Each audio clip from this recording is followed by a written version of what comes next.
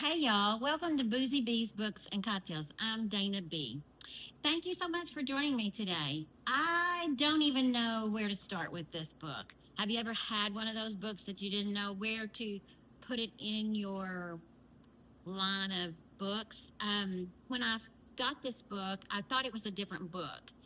And I kind of was a little wonky about it when I first started reading it, but I thought, okay, well, I need something to read. And it was a pleasant surprise. It was so good by the time I got done with it. I began the book, and the main character was whiny, and she had lots of rules and expectations for everybody else. But in the end, you figure out why she's that way, and it turned out to be a great book.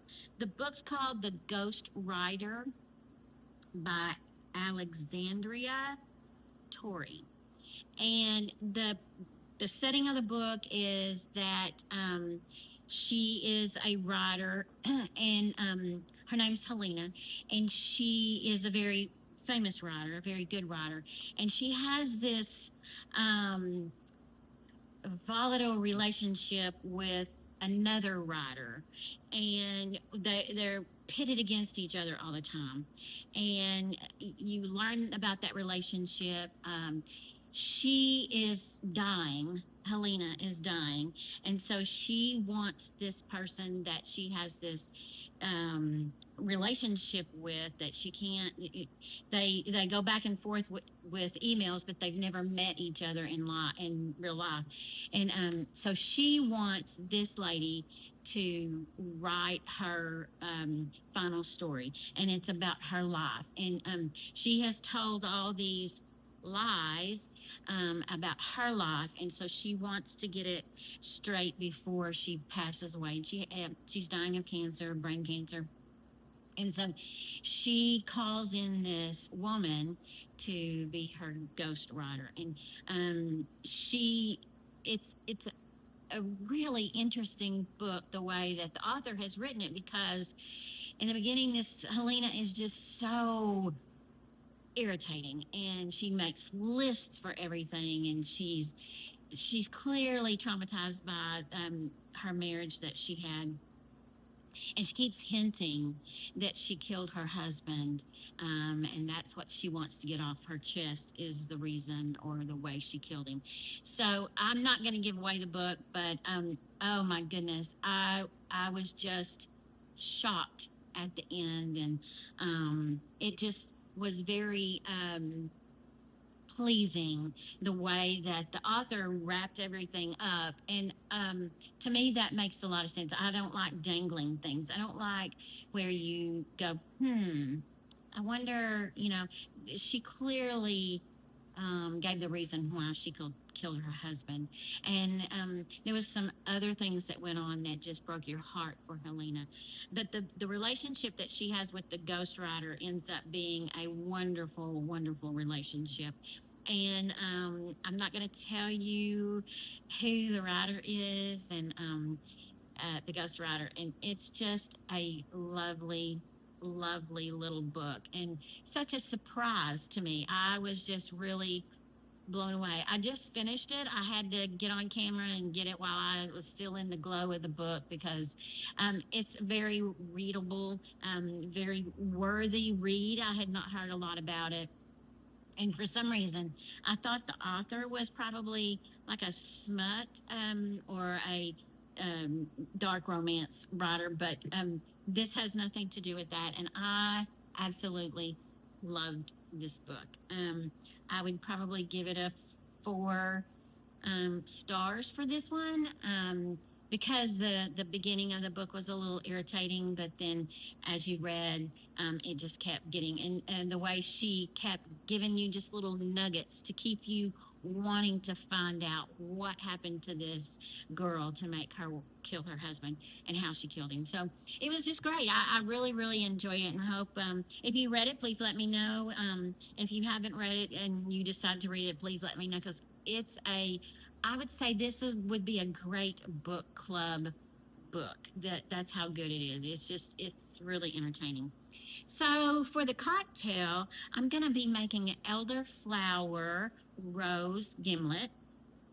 And I just wanted something that was very light and refreshing, because this book was light and refreshing, but it was also depressing because we know that Helena is dying, and but she starts having really good friendships with the friends of hers.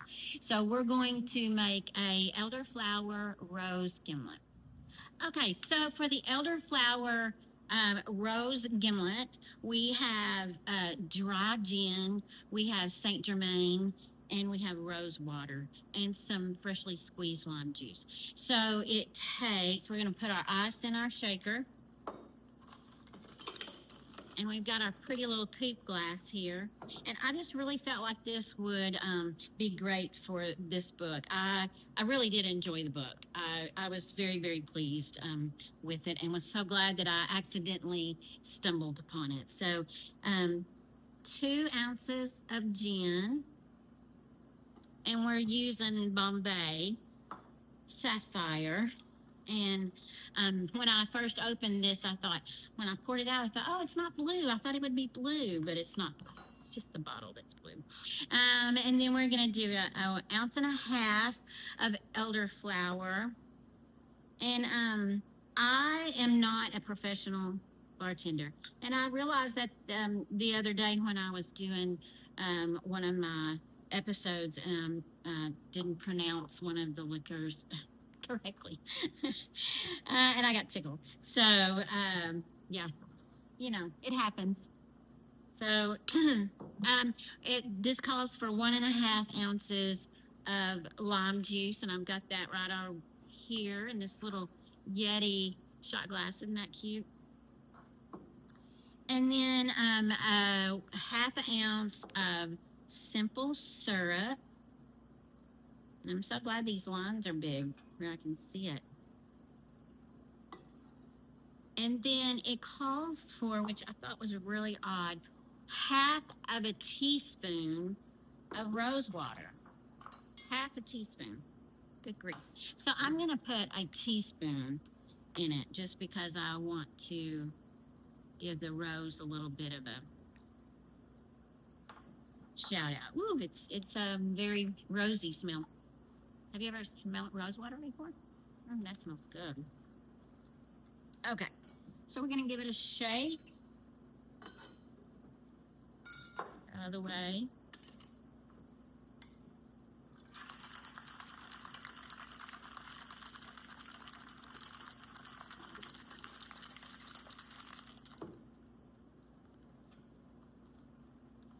In our cute little coupe glass.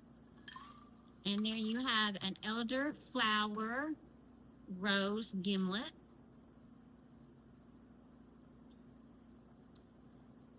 Oh, that is lovely. The lime. Oh, and the rose just really gets it in there. Wow, I think this is a great choice for this book. Ooh, that is good. I'm going to finish that one. Wow, that is great. I think gin is probably my summer choice of spirits this summer.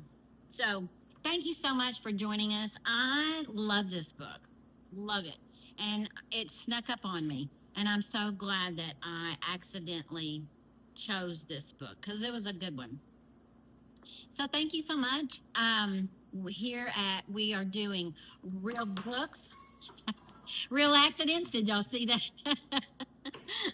Real books, real drinks, and real talks. Thank you so much. I hope you like, share, and subscribe. Cheers!